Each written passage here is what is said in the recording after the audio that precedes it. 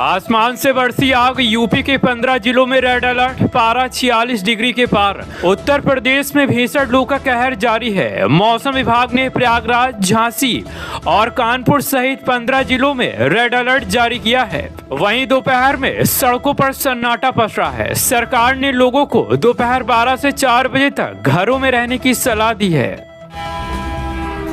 बिजली कटौती से हाहाकार, सीएम योगी सख्त, अधिकारियों को दिए 24 घंटे बिजली के निर्देश। राज्य में भीषण गर्मी के बीच लगातार हो रही बिजली कटौती पर जनता का गुस्सा फूट पड़ा है। मामले की गंभीरता को देखते हुए मुख्यमंत्री योगी आदित्यनाथ ने बिजली विभाग के आला अधिकारियों के साथ आपातकालीन बैठक की और निर्बाध आपूर्ति सुनिश्चित करने के कड़े निर्देश दिए हैं। यूपीएससी प्रीलिम्स 2026 यूपी के केंद्रों पर हाईटेक चेकिंग, फेस और रेटिना स्कैन से एंट्री। प्रयागराज, लखनऊ और वाराणसी सहित यूपी के विभिन्न केंद्रों पर यूपीएससी प्रारंभिक परीक्षा कड़ी सुरक्षा के बीच आयोजित हुई। वहीं पेपर लीक रोकने के लिए इस बार एआई बेस्ड फेस ऑथेंटिकेशन और रेटिना स्कैन का इस्तेमाल किया गया है, जिससे परीक्षा पारदर्शी तरीके से संपन्न हुई। यूपी का गौरव, दिव्यांग नेशनल क्रिकेट चैंपियनशिप के फाइनल में पहुंची उत्तर प्रदेश की टीम। 5वीं elite national physical disability cricket championship में उत्तर प्रदेश की टीम ने शानदार प्रदर्शन करते हुए फाइनल में जगह बनाई। बेंगलुरु में खेले जा रहे इस टूर्नामेंट में यूपी के खिलाड़ियों के जज्बे और बेहतरीन खेल की सोशल मीडिया पर जमकर तारीफ हो रही है। इंसानियत हुई शर्मसार, बहराइच में सड़क हादसे के बाद मदद छोड़ तेल लूटने और रील बनाने में जुटे लोग। बहराइच के नानपारा लखीमपुर हाईवे पर ट्रक और ट्रेलर की भिड़ंत के बाद सरसों का तेल सड़क पर बह गया। घायल चालक तड़पता रहा, लेकिन स्थानीय लोग मदद करने के बजाय बाल्टियों में तेल लूटने और मोबाइल से रील बनाने में व्यस्त दिखे। यूपी पुलिस में बड़ा फेरबदल, कई एडिशनल एसपी के तबादले, कौशाम्बी को मिली नई एएसपी। उत्तर प्रदेश शासन ने कानून व्यवस्था को चुस्त दुरुस्त करने के लिए पुलिस महकमे में तबादले किए हैं। वहीं कौशाम्बी में तैनात एएसपी राजेश कुमार को मेरठ भेजा गया। वहीं जबकि यूपी 112 मुख्यालय में तैनात रही अमिता सिंह को कौशाम्बी का नया एएसपी नियुक्त किया गया है।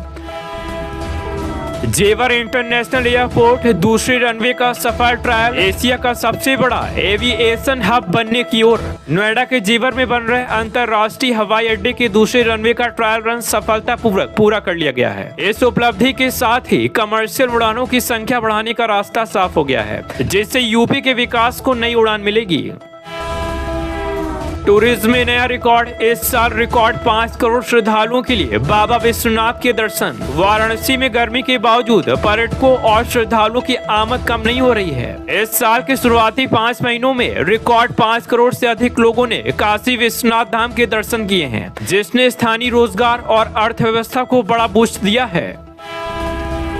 धान की बुआई के लिए मुफ्त बीज योजना, यूपी सरकार देगी किसानों को 50% तक की सब्सिडी। खरीफ सीजन की शुरुआत को देखते हुए उत्तर प्रदेश कृषि विभाग ने किसानों के लिए विशेष योजना शुरू की है। इसके तहत उन्नत किस्म के धान और मोटे अनाजों के बीजों पर किसानों को सीधे बैंक खाते में 50% तक की सब्सिडी दी जा रही है। लखनऊ मेट्रो फेज 2 को मंजूरी, चारबाग से बसंत कुंज तक दौड़ेगी मेट्रो, जाम से मिलेगी मुक्ति। राजधानी लखनऊ के निवासियों के लिए बड़ी खुशखबरी है। सरकार ने चारबाग से बसंत कुंज रूट के लिए मेट्रो के अगले चरण को हरी झंडी दे दी है। इस नए रूट के बनने से पुराने लखनऊ के घने इलाकों को ट्रैफिक जाम से बड़ी राहत मिलेगी। गैंगस्टर एक्ट के तहत बड़ी कार्रवाई, प्रयागराज में माफिया की 20 करोड़ की संपत्ति हुई कुर्क। यूपी पुलिस और जिला प्रशासन ने अपराधियों के खिलाफ जीरो टॉलरेंस नीति के तहत बड़ी कार्रवाई की है। प्रयागराज में एक नामी भूमाफिया की अवैध रूप से अर्जित की गई 20 करोड़ रुपए की चल संपत्ति को ढोल नगाड़ों के साथ कुर्क कर लिया गया। अयोध्या राम मंदिर, भीषण गर्मी को देखते हुए बदला वीआईपी दर्शन का समय, श्रद्धालुओं को मिलेगी राहत। अयोध्या में उमड़ रही भारी भीड़ और चिलचिलाती धूप को देखते हुए श्री राम जन्मभूमि तीर्थ ट्रस्ट ने दर्शन के समय में बदलाव किया है। दोपहर के समय गर्भगृह को कुछ देर विश्राम दिया जा रहा है और साथ ही ORS काउंटर भी खोले गए हैं। मेधावियों को तोहफा, यूपी बोर्ड के टॉपर्स के खातों में भेजी गई स्कॉलरशिप राशि। माध्यमिक शिक्षा परिषद ने इस साल यूपी बोर्ड की परीक्षाओं में जिला और राज्य स्तर पर टॉप करने वाले छात्र छात्राओं के बैंक खातों में प्रोत्साहन राशि और स्कॉलरशिप ट्रांसफर कर दी है। इसके तहत मेधावी छात्रों को आगे की पढ़ाई के लिए आर्थिक मदद मिलेगी। गोरखपुर एम्स में आधुनिक कैंसर विंग शुरू, पूर्वांचल के मरीजों को नहीं जाना होगा दिल्ली। गोरखपुर अखिल भारतीय आयुर्विज्ञान संस्थान एम्स में अत्याधुनिक कैंसर विंग ने काम करना शुरू कर दिया है। अब पूर्वांचल और बिहार के कैंसर मरीजों को विश्व स्तरीय कीमोथेरेपी और रेडियोथेरेपी की सुविधाएं यही मिलेंगी, जिससे उनका समय और पैसा बचेगा। शिक्षकों का डिजिटल अटेंडेंस पर विरोध तेज, ऑनलाइन हाजिरी के खिलाफ लामबंद हुए शिक्षक संगठन। उत्तर प्रदेश के प्राथमिक और उच्च प्राथमिक विद्यालयों में लागू की जा रही डिजिटल और ऑनलाइन हाजिरी व्यवस्था का शिक्षकों ने विरोध शुरू कर दिया है। वहीं शिक्षक संगठनों का कहना है कि ग्रामीण इलाकों में नेटवर्क की समस्या के कारण यह व्यवहारिक नहीं है। ताजमहल पर सन्नाटा, दोपहर में नहीं दिख रहे सैलानी, पर्यटकों के लिए खास इंतजाम।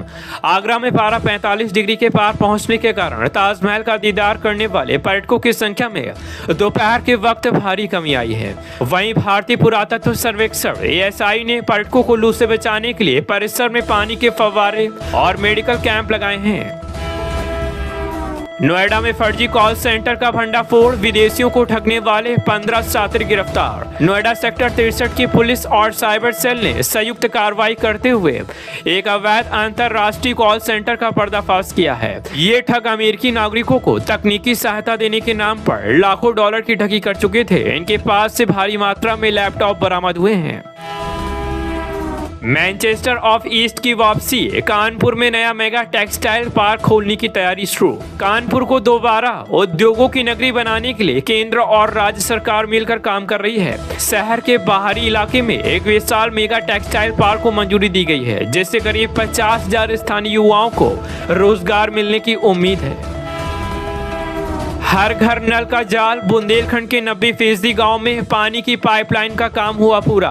कभी पानी के संकट से जूझने वाले बुंदेलखंड क्षेत्र के लिए राहत भरी खबर है। जल जीवन मिशन के तहत क्षेत्र के लगभग 90% से अधिक ग्रामीण परिवारों तक साफ पेयजल की पाइपलाइन पहुंचा दी गई है, जिससे इस गर्मी में पानी का संकट काफी हद तक कम हुआ है। मथुरा वृंदावन यमुना को प्रदूषण मुक्त बनाने के लिए 500 करोड़ की नई STP योजना शुरू। कान्हा की नगरी में यमुना नदी के पानी को साफ करने के लिए प्रशासन ने नया मास्टर प्लान लागू किया है। शहर के सभी नालों को टैप करके नए सीवेज ट्रीटमेंट प्लांट STP से जोड़ा जा रहा है, ताकि पवित्र नदी में गंदा पानी न गिरे। यात्रियों का सफर होगा आसान, यूपी के रोडवेज के बेड़े में शामिल हुई 500 नई AC बसें। उत्तर प्रदेश राज्य सड़क परिवहन निगम यानी UP SRTC ने गर्मी के इस सीजन में यात्रियों की सुविधा के लिए 500 नई वातानुकूलित AC बसें सड़कों पर उतारी हैं। ये बसें मुख्य रूप से लखनऊ, दिल्ली, कानपुर और वाराणसी रूट पर चलाई जा रही हैं। स्वामी विवेकानंद युवा सशक्तिकरण योजना, जून में 5 लाख छात्रों को मिलेंगे मुफ्त टैबलेट। उत्तर प्रदेश सरकार ने राज्य के अंतिम वर्ष के छात्रों के लिए मुफ्त स्मार्टफोन और टैबलेट वितरण योजना के अगले चरण की तारीखें घोषित कर दी हैं। वहीं अगले महीने से विभिन्न विश्वविद्यालयों और कॉलेजों में कैंप लगाकर गैजेट्स बांटे जाएंगे। स्मार्ट सिटी गाजियाबाद, अब AI कैमरे काटेंगे चालान, ट्रैफिक नियम तोड़ने वालों की खैर नहीं। गाजियाबाद के मुख्य चौराहों पर आर्टिफिशियल इंटेलिजेंस यानी AI आधारित ऑटोमेटिक नंबर प्लेट रिकॉग्निशन कैमरे एक्टिव कर दिए गए हैं। बिना हेलमेट, ट्रिपलिंग या रेड लाइट जंप करने पर अब सीधे मोबाइल पर चालान पहुंच जाएगा। गौ आधारित प्राकृतिक खेती, यूपी के 20 जिलों में क्लस्टर बनाकर खेती करेंगे किसान। रासायनिक खादों के इस्तेमाल को कम करने के लिए कृषि विभाग ने प्राकृतिक खेती को बढ़ावा देने की योजना तैयार की है। गंगा किनारे बसे 20 जिलों में किसानों को मुफ्त जैविक खाद और तकनीकी ट्रेनिंग दी जा रही है, ताकि फसल की गुणवत्ता सुधरे। आप देख रहे हैं देश का number 1 Hindi news channel India news 18, मतलब भारत की आवाज।